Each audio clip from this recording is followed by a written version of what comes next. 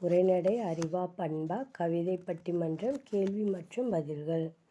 மதிப்பீடு. படிப்போம், சிந்திப்போம், எழுதுவோம். சரியான சொல்லை தெரிவு செய்து எழுதுக. 1. நற்றமிழ். இச்சொல்லை பிரித்து எழுத கிடைப்பது நன்மை + தமிழ். உலகம் என்னும் பொருளை குறிக்காத சொல் வானம். அறிவு = ஆயுதம் என்பது சேர்த்து எழுத கிடைக்கும் சொல் அறிவாயுதம். புகழ். இச்சொல்லின் எதிர்ச்சொல் இகல். வெளிச்சம். இச்சொல்லை குறிக்காத சொல் இருள். கீழ்காணும் சொற்களை பிரித்து எழுதுக. செந்தமிழ். செம்மை = தமிழ். கவியரங்கம். கவி = அரங்கம். வினாக்களுக்கு விடையளிக்க. அறிவால் உயர்ந்தவர்களாக இன்சுவை யார் யாரை குறிப்பிடுகிறது? Abdul Kalam, Thomas Alva Edison. பண்பால் சிறந்தவர்களாக மதியொலி எவரையெல்லாம் குறிப்பிடுகிறார்? புத்தர், திருவள்ளுவர்.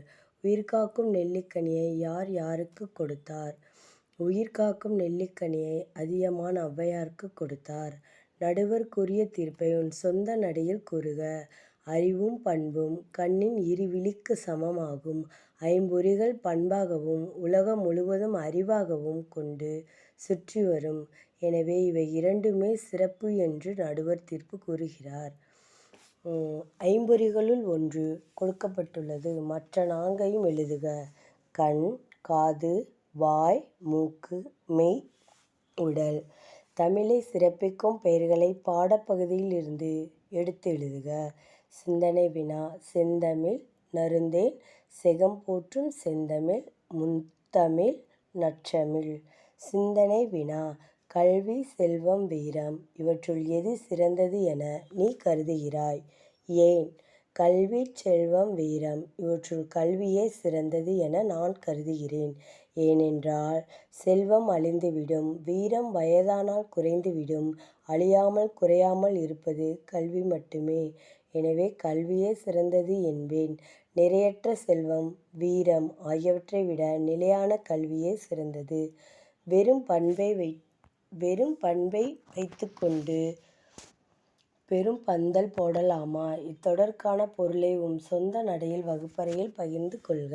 வெறும் பண்பை வைத்துக்கொண்டு பெரும் பந்தல் போடலாமா? இத்தொடருக்கான பொருள் வெற்று பண்பை வைத்து பெரிய பந்தல் போட முடியுமா என்பதே. வெறும் பண்பை வைத்துக்கொண்டு கீற்றுப் பந்தல் போட முடியாமல் போகலாம். ஆனால் வாழ்க்கைப் பந்தல் போடலாம். கற்பவை கற்றபின். அறிவு, பண்பு இவற்றில் எது சிறந்தது என நீ கருதுகிறாய்? அறிவு, பண்பு இவற்றில் பண்பே சிறந்ததாக நான் கருதுகிறேன்.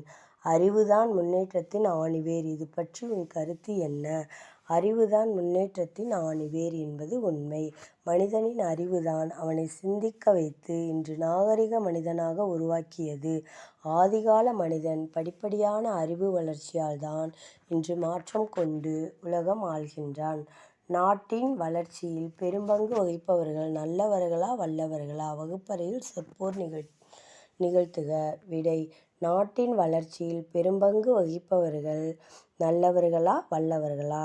நல்லவர்கள். வணக்கம். தந்தை பெரியார், சுவாமி விவேகானந்தர், காந்தியடிகள், புத்தர், திருவள்ளுவர் ஆகியோர் தங்கள் நற்பண்புகளால் சிறந்து தன்னலமில்லாமல் நாட்டு மக்கள் நலனுக்காகவே பாடுபட்டவர்கள். நாடு விடுதலை பெறவும் தீய வழிகளில் மக்களை செலவிடாமல் நல்வழி காட்டி உழைத்தவர்களால்தான் நம் நாடு வளர்ச்சியடைந்துள்ளது. எனவே நாட்டின் வளர்ச்சியில் பெரும்பங்கு வசிப்பவர்கள் நல்லவர்களே. வல்லவர்கள். வணக்கம். Thomas Alva Edison, sir C V. Raman, கணித மேதை ராமானுஜம், டாக்டர் அப்துல் கலாம் ஆகியோர் வல்லவர்கள். தங்கள் கண்டுபிடிப்பால் உலகமே போற்றும் வண்ணம் நம் நாட்டை அறிவியல் துறையில் உயர்த்தி இருக்கிறார்கள். எனவே நாட்டின் வளர்ச்சியில் பெரும் பங்கு வகிப்பவர்கள் வல்லவர்கள்.